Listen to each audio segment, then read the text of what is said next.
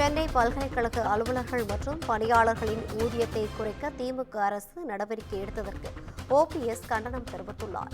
ஊதியத்தை குறைக்கும் நடவடிக்கையை கைவிட வேண்டும் என்றும் நிதி நெருக்கடியிலிருந்து சென்னை பல்கலைக்கழகத்தை மீட்டெடுக்கும் நடவடிக்கைகளை மேற்கொள்ள வேண்டும் என்றும் ஓபிஎஸ் தெரிவித்துள்ளார். இதுகுறித்தான கூடுதல் விவரங்களோடு இணைகிறார் நமது செய்தியாளர் சிவகுமார். வணக்கம் சிவகுமார், கூடுதல் விவரங்களை வழங்கலாம். அண்ணா திராவிட முன்னேற்ற கழக தொண்டர்கள் உரிமை மீட்பு குழு கழக ஒருங்கிணைப்பாளரான ஓ பன்னீர்செல்வம் தற்போது தமிழக அரசை கண்டிச்சு ஒரு அறிக்கை ஒன்று வெளியிட்டிருக்கிறாரு. அதுல என்னன்னு பாத்தீங்கன்னா, இந்தியாவிலே மிக பழமை வாய்ந்த பல்கலைக்கழகமான சென்னை பல்கலைக்கழகம் மானிய குழு, அதாவது பல்கலைக்கழக மானிய குழுவால சிறந்த திறன் கொண்ட பல்கலைக்கழகம் என்ற அந்தஸ்தை பெற்றதோடு 5 நட்சத்திர தகுதியுடைய சென்னை பல்கலைக்கழகம் பெற்றிருக்குது. இந்த நாட்டில் குடியரசுத் தலைவர், அதாவது இந்திய திருநாட்டோட குடியரசுத் தலைவர் பதவி வகித்த டாக்டர் ராதாகிருஷ்ணன், அதே மாதிரி V Giri, R Venkatraman, APJ Abdul Kalam, Nobel பரிசு பெற்ற ராமன், சர் ராமன், அதே மாதிரி எஸ் சந்திரசேகர் ஆகிய இந்த நாட்டுக்கு அளித்த பல்கலைக்கழகம் சென்னை பல்கலைக்கழகம். இப்படிப்பட்ட சிறப்பு வாய்ந்த பல்கலைக்கழகத்தை சீரழித்த பெருமை தற்போது திமுக அரசையே சாரும் அப்படின்னு சொல்லி குறிப்பிட்டிருக்கிறாரு.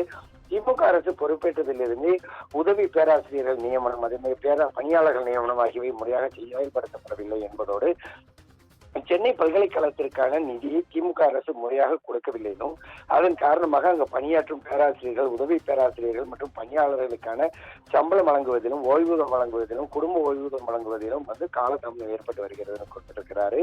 இது தவிர தொலைதூர கல்வி பட்டப்படிப்புகள், அதே மாதிரி பட்டய படிப்புகள் மற்றும் பட்ட மேற்படிப்புகள் குறித்த கால அளவிற்குள் முடிக்க இயலாத சூழ்நிலை நிலவுகிறதாகவும், இதனை கண்டித்து நானும் அறிக்கைகள் விடுத்திருந்தேன். இருப்பினும் சென்னை பல்கலைக்கழகம் நிதியை சீர் செய்ய திமுக அரசு எவ்வித நடவடிக்கை எடுக்கவில்லை என்று குறிப்பிட்டிருக்கிறாரு. மாறாக அங்கு பணியாற்றும் அலுவலர்கள் மற்றும் பணியாளர்களின் ஊதியத்தை குறைக்கும் நடவடிக்கையில் தான் திமுக அரசு ஈடுபட்டுள்ளதாக செய்தி வந்துள்ளதுன்னு குறிப்பிட்டிருக்கிறாருங்க.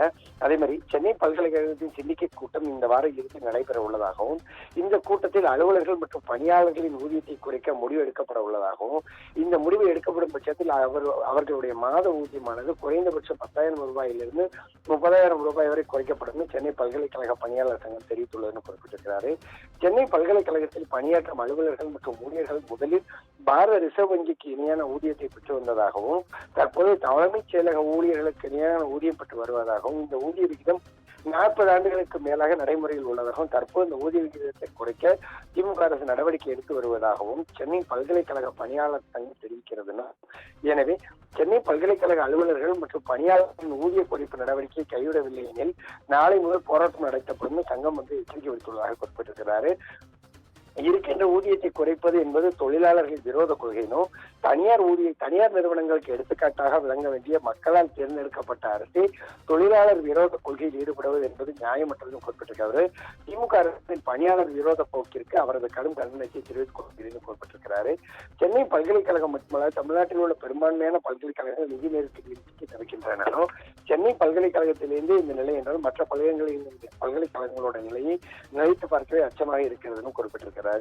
நிதி நெருக்கடியிலிருந்து சென்னை பல்கலைக்கழகத்தை மீட்டெடுக்கும் வகையில் பல்கலைக்கழகத்தின் வருமானத்தை அதிகரிக்கவும், பல்கலைக்கழகத்திற்கு உரிய நேரத்தில் அதாவது அந்த மானியத்தை வழங்கவும், அங்கு நடைபெறும் முறைகேடுகளை தடுக்கவும் நடவடிக்கை எடுக்க வேண்டும் என்றும், அலுவலர்கள் மற்றும் பணியாளர்களின் ஊதியத்தை குறைக்கும் நடவடிக்கை கைவிட வேண்டும் எனவும் அண்ணா திராவிட முன்னேற்ற கழக தொண்டர்கள் உரிமை மீட்பு சார்பில் முதலமைச்சர் அவர்களை கேட்டுக்கொள்கிறேன் அப்படின்னு சொல்லி தற்போது தனது அறிக்கை வெளியிட்டிருக்கிறார். ரவீனா, கூடுதல் விவரங்களை பதிவு செய்தமைக்காக நன்றி சிவகுமார்.